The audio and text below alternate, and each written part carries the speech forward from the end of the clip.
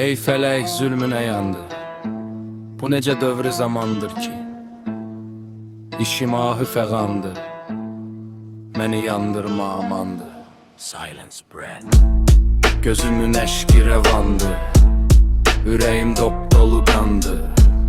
Hamı qəmdən bu yamandır ki neçə əhli qələmlə buraxıb canıma qənlə qarışıb dərd bəhəmlə. Ürəyim indi vərəmlər, qəzetdə jurnala bu küfr şiyəmlər. Necə cürətlərə qəmlər yazıb İslama sitəmlər eləyirlər ki gərək aləmi İslamda, hər ölkədə, hər şəhdə dinarı dirəmlər saçılıb, məktəbin isvan açılıb.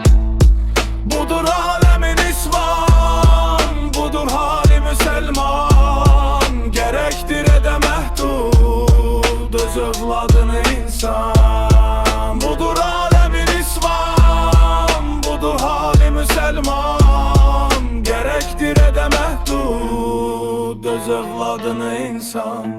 Qız balalar məktəbə hazır olalar, elmdə mahir olalar, fəzidə bahir olalar. Başdan ayağa geylər don, gedələr məktəbə on. Oxuyub nəvləhmək məhdalar, dərsi təbabət, bilələr cümlə kitabət, edələr yazmağa adət. İdə ismət, bata iffət, aman eyvah, ay Allah. Bu nə şiveyi, ikrah, bu nə zümreyi, bədxah. Xudaya, bu nə güftər, nə rəftar, nə murdar, nə biyar. Silence.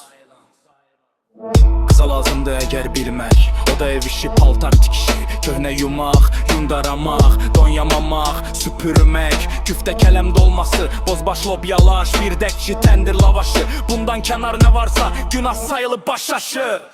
Budur aləmin isvan, budur hali müsəlman, gərəkdir edə məhdud öz övladını insan. Budur aləmin isvan, budur hali müsəlman, gərəkdir edə məhdud öz övladını insan. Sən nəmma, ləqamma, inanmırsan, inanma,